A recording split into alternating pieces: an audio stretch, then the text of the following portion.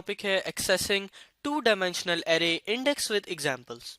इस वीडियो में हम लोग देखेंगे कि हम लोग कैसे जब भी कोई टू डायमेंशनल एरे बनाते हैं तो उसकी एलिमेंट्स को हम लोग उसकी इंडेक्स की मदद से एक्सेस कर सकते हैं या इस्तेमाल कर सकते हैं। इस चीज को हम लोग समझेंगे कुछ एग्जांपल्स की मदद से। सबसे पहले एग्जाम्पल में देखते हैं कि हमें कहा जा रहा है create a two dimensional array. हमने एक टू डायमेंशनल एरे बनाना है ऑफ 3 रोज एंड 4 कॉलम्स, जिसकी कुछ इस तरह की 3 रोज होंगी और 4 जो है वो कॉलम्स होंगे। और एंड में हमें कहा जा रहा है make sure that user enters the array elements, यानी ये जो यहाँ पर वैल्यूज लिखी जाएंगी हमारे प्रोग्राम के अंदर, ये वो वैल्यूज होंगी जो यूजर हमें बताएगा।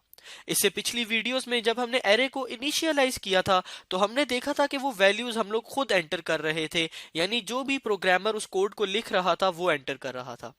अब हम लोग एक ऐसा प्रोग्राम लिखेंगे जो यूजर से पूछेगा कि वो यहाँ पर क्या वैल्यू डालना चाहता है। तो आइए इस चीज को स्टार्ट करते हैं। सबसे पहले एक एरे बना लेते हैं इंटीजर डाटा टाइप का, जिसका नाम रख लेते हैं ARR। अब इस एरे की कितनी रोज होनी चाहिए? इस एरे की जिस तरह एग्जाम्पल में लिखा था 3 रोज और 4 कॉलम्स होने चाहिए, तो यहाँ पर 3 रोज और 4 कॉलम्स आ गए। ये हमने अपने एरे को डिक्लेयर करा दिया। अब हमने क्या करना है, एक ऐसा कोड लिखना है जिसकी मदद से इन तमाम वैल्यूज को यूजर से पूछकर फिल किया जाए। इसके लिए हम लोग इस्तेमाल करेंगे फॉर लूप का। फॉर लूप का इस्तेमाल इन रोज को एक्सेस करने और इन कॉलम्स को एक्सेस करने के लिए किया जाएगा, यानी कि इन रोज को इस्तेमाल करने और कॉलम्स को इस्तेमाल करने के लिए।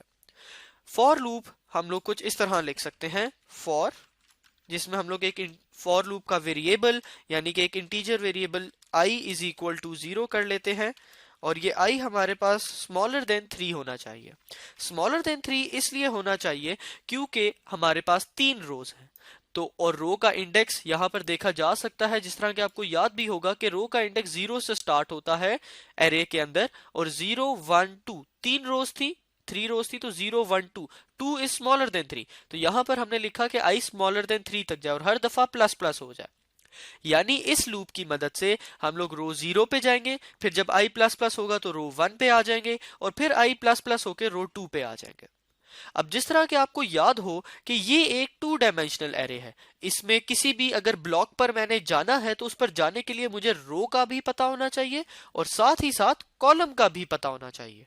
तो अभी तो हमने एक लूप लगाया जो रो की वैल्यू को चेंज कर रहा है, यानी पहले हम इस रो में होंगे 0 में, 0 से क्योंकि हमारा लूप वेरिएबल स्टार्ट हो रहा है, फिर 1 में होंगे जब प्लस हो जाएगा, और फिर जब दोबारा प्लस होगा तो रो 2 में आ जाएंगे। दरअसल ये रो 3 है लेकिन इसका इंडेक्स 2 है, तो हम इसको रो 2 ही बोल रहे हैं। अब इसी तरह हमने एक लूप लगाना है जो कॉलम्स के लिए हो, और जब रो और कॉलम दोनों को हम लोग मिला लेंगे तो उसकी मदद से हम लोग एक ब्लॉक पे आ जाएंगे, एक 2D एरे के एलिमेंट को एक्सेस कर लेंगे। फॉर एग्जाम्पल रो 0 होती और सेकंड कॉलम होता, तो रो 0 सेकंड कॉलम हम लोग इस ब्लॉक पे आ जाएंगे। तो आइए अब कॉलम वाला लूप लगाते हैं, और वो लूप जो है इसी लूप के अंदर लगेगा। इसकी वजह हम अभी समझते हैं। यहाँ पर हमने एक और लूप लगाया जिसमें हम लोग वेरिएबल ले लेते हैं j, जिसकी वैल्यू को भी 0 पे हमने इनिशियलाइज करवाया, क्योंकि बिल्कुल रो की तरह कॉलम के इंडेक्स भी 0 से ही शुरू होते हैं। और कहाँ तक जाएंगे? स्मॉलर देन 4 तक, क्योंकि इसके इंडेक्स अगर देखा जाए तो 0 1 2 3 ये स्मॉलर देन 4 है, क्योंकि 4 ही कॉलम थे, और हर दफा j की वैल्यू को हम प्लस प्लस कर देंगे ताकि अगले कॉलम पर मूव किया जा सके।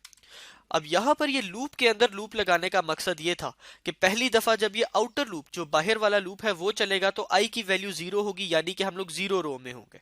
अब i की वैल्यू 0 के लिए ये वाला लूप चलेगा 4 दफा, क्योंकि j 4 तक जा रहा है। तो i की वैल्यू 0 के लिए पहले j की वैल्यू 0, क्योंकि j 0 से स्टार्ट हो रहा है, और फिर उसके बाद j की वैल्यू 1 तो इस वाले ब्लॉक में, फिर i की वैल्यू 0 ही के लिए j की वैल्यू 2 तो इस वाले ब्लॉक में, फिर i की वैल्यू 0 के लिए ही j की वैल्यू 3 इस वाले ब्लॉक में। तो ये करते करते हमने इस पूरी रो की चारों के चारों कॉलम्स को एक्सेस कर लिया और इनको हमने विजिट कर लिया। अब हम क्या करेंगे? अब हमने अगली रो पर जाना है, तो अगली रो पर जाने के लिए ये लूप जब एंड होगा तो i की वैल्यू दोबारा प्लस हो जाएगी, प्लस होगी तो i की वैल्यू क्या हो जाएगी? 1, यानी हम इस वाली रो पे आ जाएंगे, रो 1 पर, और इस रो 1 के लिए भी ये j वाला लूप 4 दफा चलेगा और ये चारों ब्लॉक भी हम लोग फिल कर लेंगे। फिर दोबारा i की वैल्यू प्लस होके क्या हो जाएगी? 2, 2 के लिए भी j की वैल्यू 4 दफा प्लस सॉरी स्टूडेंट 0 से 3 तक जाएगी और ये तमाम सेल को हम लोग एक्सेस कर लेंगे। अगली दफा जब लूप चलेगा तो i की वैल्यू 4 हो जाएगी और ये लूप हमारे पास यहाँ पर कंडीशन क्योंकि फॉल्स हो जाएगी, सॉरी स्टूडेंट जब i प्लस होगा अगली दफा तो 2 से क्या हो जाएगी 3, और 3 जब हो जाएगी तो i स्मॉलर देन 3 नहीं है क्योंकि वो इक्वल टू हो गया है, तो कंडीशन फॉल्स हो जाएगी और लूप नहीं चलेगा।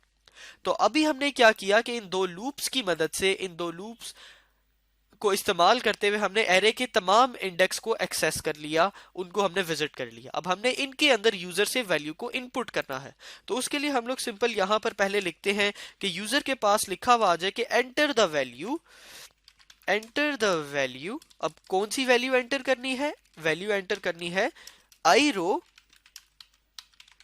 एंटर द वैल्यू फॉर रो। कौन सी रो में वैल्यू एंटर करनी है? जो ये आई की वैल्यू होगी। तो enter the value for row आई, और कॉलम कौन सा है? तो यहां पर हम लोग लिखेंगे एंड कॉलम, कॉलम कौन सा होगा? जे होगा, तो यहां पर हम लोगों ने जे लिख दिया। इससे क्या होगा कि हमारे पास लिखा आएगा enter the value for row I and column J. तो अगर i की वैल्यू 0 होगी और j की वैल्यू फॉर एग्जांपल 2 होती है तो लिखा आ जाएगा enter the value for row 0 and column 2। तो रो 0 और कॉलम 2 यहां पर आके वो वैल्यू सेव हो जाएगी। जब ये सी आउट करा दिया, यूजर हम एक वैल्यू एंटर करेगा, अब उस वैल्यू को सेव कराना है सी इन की मदद से। कहां सेव करवाना है? एरे के अंदर, और एरे के कौन से इंडेक्स पर? आई रो और जे कॉलम, इस इंडेक्स पर उसको सेव करा दिया। प्रोग्राम को कंट्रोल एस करके हमने सेव किया और एग्जीक्यूट में जाके इसको कंपाइल एंड रन करते हैं। यहां पर ये एक सिंटेक्स एरर आ गया है, यहाँ पे सेमी कॉलन लगाना था, तो ये हमने वो लगाया, कंपाइल एंड रन किया। अब आप देखेंगे कि हमारे पास आउटपुट आ रही है enter the value for row 0 and column 0, यानी कि इस वाली जगह की वैल्यू एंटर की जाए। तो जब इस वाली वैल्यू जगह की वैल्यू एंटर हम लोग फॉर एग्जांपल 5 कर देते हैं या 58 कर देते हैं।